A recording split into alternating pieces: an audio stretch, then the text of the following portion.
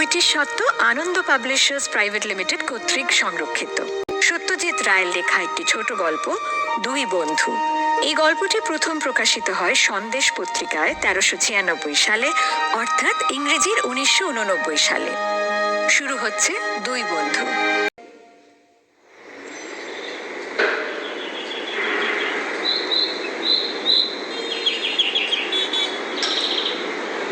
মহিম বাঁ হাতের কবজি ঘুরিয়ে হাতের ঘড়িটার দিকে এক ঝলক দৃষ্টি দিল। 12টা বাজতে 7। কোয়ার্টজ ঘড়ি, সময় ভুল হবে না। সে কিছুক্ষণ থেকেই তার বুকের ভেতর একটা স্পন্দন অনুভব করছে, যেটা অত্যন্ত স্বাভাবিক। 20 বছর। আজ হলো 1989 এর 7ই অক্টোবর, আর সেটা ছিল 1969 এর 7ই অক্টোবর। 25 বছরে এক পুরুষ হয়, তার থেকে মাত্র 5 বছর কম। কথা হচ্ছে, মহিম তো মনে রেখেছে, কিন্তু প্রতুলের মনে আছে কি? আর 10 মিনিটের মধ্যেই জানা যাবে। মহিমের দৃষ্টি সময় কাটানোর উদ্দেশ্যে এদিক ওদিক ঘুরতে থাকে।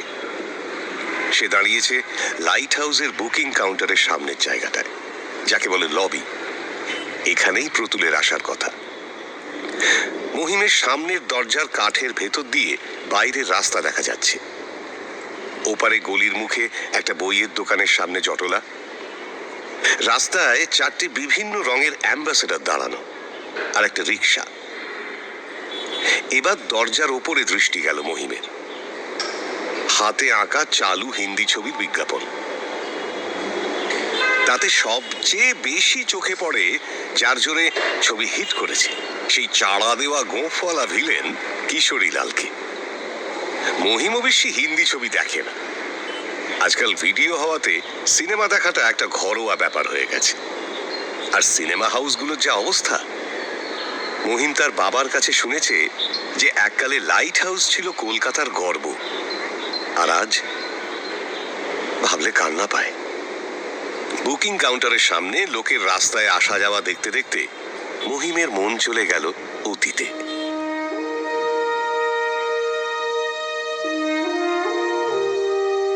তখন মহিমের বয়স 15, আর প্রতুল তার চেয়ে 1 বছরের বড়। সেই বিশেষ দিনটার কথা মহিমের স্পষ্ট মনে আছে। স্কুলের টিফিন টাইম। দুই বন্ধুতে ঘাটের একপাশে জামরুল গাছটার নিচে বসে আলু কাবলি খাচ্ছে। দুজনের ছিল গলায় গলায় ভাব, আর দুজনে ছিল তাদের ক্লাসের সবচেয়ে বড় দুই বন্ধু। কোনো মাস্টারকে তারা তোয়াক্কা করত না, এমনকি অঙ্কের মাস্টার করালি বাবু, যার ভয়ে সারা স্কুলের ছাত্ররা তটস্থ, তার ক্লাসেও মহিম প্রতুলের শয়তানির কোনো কমতি ছিল না। অবশ্যই করালি বাবুর মতো মাস্টার তা সহ্য করবেন কেন? এমন অনেক দিন হয়েছে যে ক্লাসের সব ছেলেরা বসে আছে, কেবল মহিম আর প্রতুল বেঞ্চির ওপর দাঁড়ানো। কিন্তু কি হবে, পরের ক্লাসেই আবার যে কে সেই। তবে বিচ্ছু হলেও দুজনেই ছিল বুদ্ধিমান। ফেল করবে এমন ছেলে নয় তারা।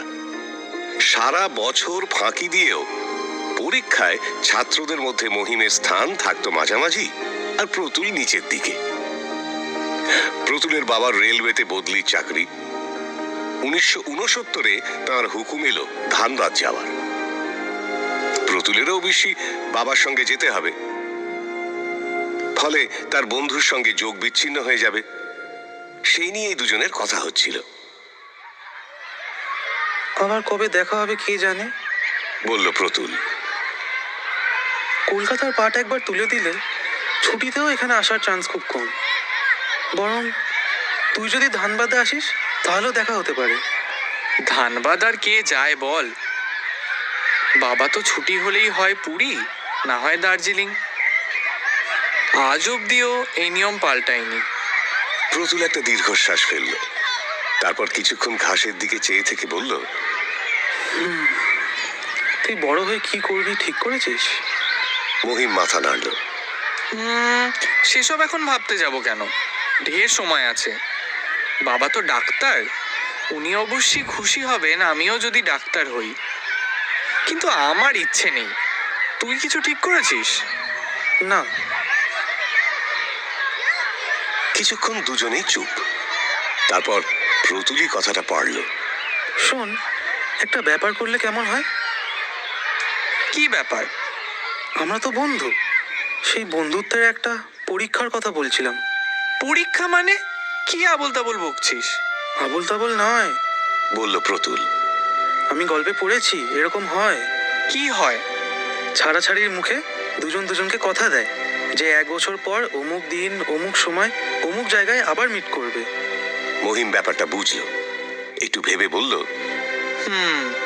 ঠিক হ্যাঁ, আমার আপত্তি নেই, তবে কদিন পরে মিট করব সেই হচ্ছে কথা। ধর 20 বছর। আজ হলো 7ই অক্টোবর 1969। আমরা মিট করব 7ই অক্টোবর 1989। কখন? যদি দুপুর 12টা হয়। বেশ, কিন্তু কোথায়? এমন জায়গা হওয়া উচিত যেটা আমরা দুজনেই খুব ভালো করে চিনি। সিনেমা হাউস হলে কেমন হয়? আমরা দুজনেই একসঙ্গে এত ছবি দেখেছি। Very good. লাইট হাউস, যেখানে টিকিট বিক্রি করে তার সামনে। তাই কথা রইল। দুজনের মধ্যে চুক্তি হয়ে গেল। এই 20 বছরে কত কি ঘটবে তার ঠিক নেই, কিন্তু যাই ঘটুক না কেন, মহিম আর প্রতুল মিট করবে যে বছর, যে তারিখ, যে সময় ঠিক হয়েছে, সেই বছর, সেই তারিখে, সেই সময়। মহিমের সন্দেহ হয়েছিল সে ব্যাপারটা এতদিন মনে রাখতে পারবে কিনা, কিন্তু আশ্চর্য, এই 20 বছরে একদিনের জন্যও সে চুক্তির কথাটা ভোলেনি। প্রতুল চলে যাবার পর হয়তো বন্ধুর অভাবেই মহিম ক্রমে বদলে যায় ভালোর দিকে। ক্লাসে তার আচরণ বদলে যায়, পরীক্ষায় ফল বদলে যায়, সে ক্রমে ভালো ছেলেদের দলে এসে পড়ে। কলেজে থাকতেই সে লিখতে আরম্ভ করেছিল, বাংলায় পদ্য, গল্প, প্রবন্ধ, সেসব ক্রমে পত্রিকায় ছেপে বেরোতে আরম্ভ করে। তার যখন 23 বছর বয়স, অর্থাৎ 1977-এ, সে তার প্রথম উপন্যাস লেখে। একটি নামকরা প্রকাশক সেটা ছাপে। সমালোচকরা বইটার প্রশংসা করে, সেটা ভালো বিক্রিও হয়, এমনকি শেষ পর্যন্ত একটা সাহিত্য পুরস্কারও পায়। আজ সাহিত্যিক মহলে মহিমের অবাধ গতি। সকলে বলে একালের উপন্যাসিকদের মধ্যে মহিম চট্টোপাধ্যায়ের স্থান খুবই উঁচুতে। এই 20 বছরে প্রথম দিকে কয়েকটা চিঠি ছাড়া প্রতুলের কোনো খবরই পায়নি মহিম। প্রতুল লিখেছিল, ধানবাদ গিয়ে তার নতুন বন্ধু হয়েছে ঠিকই, কিন্তু মহিমের জায়গা কেউ নিতে পারেনি। 6 মাসে গোটা 4 চিঠি, ব্যাস, তারপরেই বন্ধ। মহিমেতে আশ্চর্য হয়নি, কারণ এইসব ব্যাপারে প্রতুলের মতো কুঁড়ে বড় একটা দেখা যায় না। চিঠি লিখতে হবে, ওরে বাবা! মহিমের অবশ্যই চিঠি লেখায় আপত্তি ছিল না, কিন্তু একতরফা তো আর হয় না ব্যাপারটা।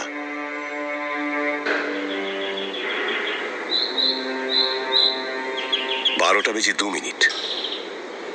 না, প্রতুল নির্ঘাত ভুলে গেছে। আর যদি নাও ভুলে থাকে, সে যদি ভারতবর্ষের অন্য কোনো শহরে থেকে থাকে, তাহলে সেখান থেকে কি করে কলকাতায় ছুটে আসবে অ্যাপয়েন্টমেন্ট রাখতে? তবে এটাও ভাবতে হবে যে কলকাতার ট্রাফিকের যা অবস্থা, তাতে প্রতুল কলকাতায় থাকলেও এবং চুক্তির কথা মনে থাকলেও ঘড়ির কাঁটায় কাঁটায় এখানে পৌঁছে যাওয়া প্রায় অসম্ভব। মহিম ঠিক করলো আরো 10 মিনিট দেখবে, তারপর বাড়ি ফিরে যাবে। ভাগ্যে আজকে রবিবার পড়ে গেছে, না হলে তাকে অফিস থেকে কেটে পড়তে হতো লাঞ্চের 1 ঘন্টা আগে। উপন্যাস থেকে ভালো রোজগার হলেও মহিম সওদাগরি অফিসে তার চাকরিটা ছাড়েনি। তার বন্ধুও যে নতুন নতুন হয়নি তা নয়, কিন্তু স্কুলের সেই দুষ্টুমি ভরা দিনগুলোর কথা ভুলতে পারেনি। শুনছেন? মহিমের চিন্তা স্রোতে বাধা পড়ল। সে পাশ ফিরে দেখে একটি 16-17 বছরের ছেলে তার দিকে চেয়ে আছে, তার হাতে একটি খাম। আপনার নাম কি মহিম চ্যাটার্জি? হ্যাঁ, কেন বলো তো? এই চিঠিটা আপনার। ছেলেটি খামটা মহিমের হাতে দিল, তারপর উত্তর লাগবে। বলে অপেক্ষা করতে লাগলো। মহিম একটু অবাক হয়ে চিঠিটা বার করে পড়ল। সেটা হচ্ছে এই: প্রিয় মহিম, তুমি যদি আমাদের চুক্তির কথা ভুলে না গিয়ে থাকো তাহলে এই চিঠি তুমি পাবে। কলকাতায় থেকেও আমার পক্ষে লাইট হাউসে যাওয়া কোনো মতেই সম্ভব হলো না। সেটা জানানো এবং তার জন্য মার্জনা চাওয়াই এর উদ্দেশ্য। তবে তোমাকে আমি ভুলিনি, আমাদের অ্যাপয়েন্টমেন্টের কথাও ভুলিনি। এতে আশা করি তুমি খুশি হবে। ইচ্ছা আছে একবার তোমার বাড়িতে গিয়ে তোমার সঙ্গে দেখা করি। তুমি এই চিঠিরই পিছনে যদি তোমার ঠিকানা এবং কোন সময় গেলে তোমার সঙ্গে দেখা হবে সেটা লিখে দাও, তাহলে খুব খুশি হব। শুভেচ্ছা নিও। ইতি তোমার বন্ধু প্রতুল। মহিমের পকেটে কলম ছিল। সে চিঠিটার পেছনে তার ঠিকানা এবং আগামী রবিবার সকাল 9টা থেকে 12টার সময় দিয়ে চিঠিটা ছেলেটিকে ফেরত দিল। ছেলেটি দরজা দিয়ে বাইরে বেরিয়ে গেল। মহিমের আর এখানে থাকার দরকার নেই, তাই সে বাইরে বেরিয়ে এসে হুমায়ুন কোর্টে রাখা তার সদ্য কেনা নীল অ্যাম্বাসেডরের দিকে এগিয়ে গেল। প্রতুল ভোলেনি, এটাই হলো বড় কথা।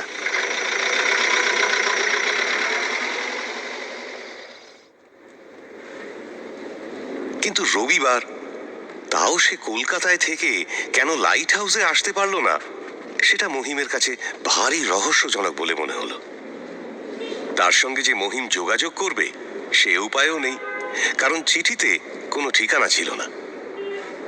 ছেলেটিকে জিজ্ঞেস করলে হয়তো জানা যেত, কিন্তু সেটা তখন মহিম খেয়াল করেনি। চিঠিটা খাতার পাতা থেকে ছেঁড়া কাগজে। তাহলে কি প্রতুলের এখন দৈন্য দশা? তার অবস্থাটা সে তার বন্ধুকে জানতে দিতে চায় না, কিন্তু সে তো মহিমের বাড়িতে আসতে চেয়েছে। এলে পরে সবকিছু জানা যাবে। বাড়ি ফিরতে স্ত্রী শুভ্রা জিজ্ঞেস করলো, কি দেখা হলো বন্ধুর সঙ্গে? তবে একটা চিঠি পাঠিয়েছিল একটি ছেলের হাতে। সে যে মনে রেখেছে এটাই বড় কথা। এই জিনিস যে সম্ভব সেটা এই ঘটনা না ঘটলে বিশ্বাস করতাম না। যখন চুক্তিটা করেছিলাম তখনও বিশ্বাস করিনি যে দুজনেই এটার কথা মনে রাখতে পারবো।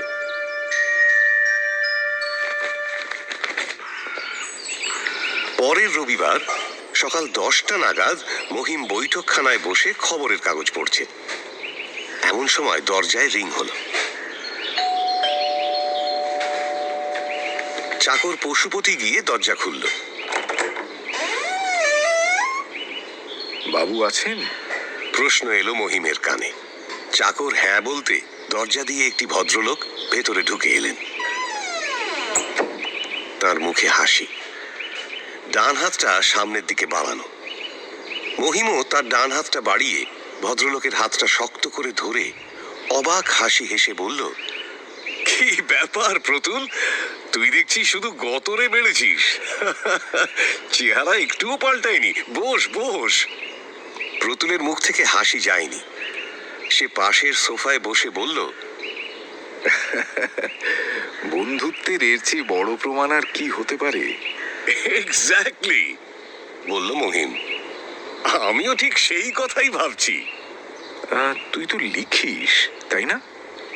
হ্যাঁ, তা লিখি। একটা পুরস্কারও তো পেলি, কাগজে দেখলাম। কিন্তু তোর কি খবর? আমার ব্যাপার তো তুই দেখছি মোটামুটি জানিস। প্রতুল একটুক্ষণ মহিমের দিকে চেয়ে থেকে বলল, আমারও চলে যাচ্ছে। কলকাতাতেই থাকিস নাকি? সব সময় নয়, একটু ঘোরাঘুরি করতে হয়। Travelling salesman?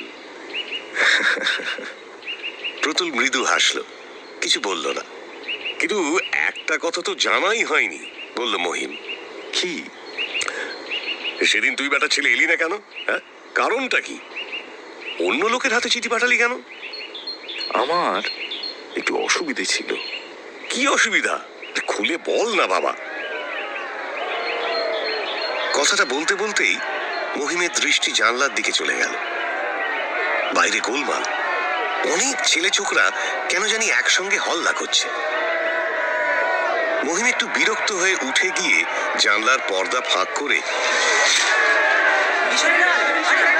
অবিশ্বাসের সুরে বলল, ওই গাড়িটা কি তোর? এত বড় গাড়ি মহিম কলকাতায় দেখেছে বলে মনে পড়ল না। আর এইসব ছেলেরা হল্লা করছে কেন? মহিমের দ্বিতীয় প্রশ্ন। এবার বন্ধুর দিকে ফিরে মহিমের মুখ হাঁ হয়ে গেল।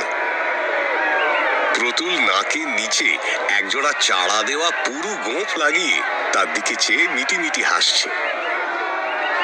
কিশোরীলাল! মহিম প্রায় চেঁচিয়ে উঠল।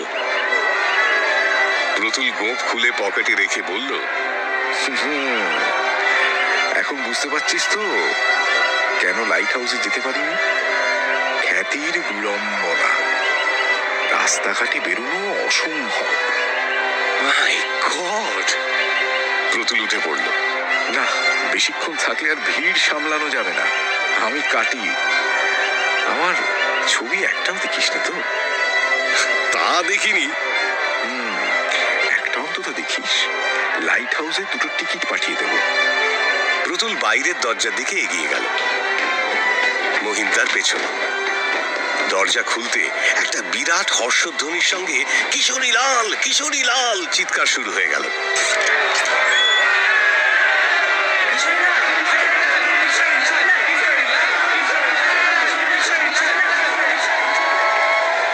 প্রতুল কোনো রকমে জনস্রোতের মধ্যে দিয়ে পথ করে নিয়ে গাড়িতে উঠে দরজা বন্ধ করে দিল, আর সঙ্গে সঙ্গে গাড়িও রওনা দিয়ে দিল। মহিম দেখল প্রতুল তার দিকে হাত নাড়ছে। মহিমের হাতটাও উপরে উঠে গেল। ভিড় ঠেলে একটি ছেলে মহিমের দিকে এগিয়ে এসে চোখ বড় বড় করে বলল, কিশোরীলাল আপনার বন্ধু? হ্যাঁ ভাই, আমার বন্ধু। মহিম বুঝল এবার থেকে পাড়ায় তার আসল নাম মুছে গিয়ে তার জায়গায় নতুন নাম হবে কিশোরীলালের বন্ধু।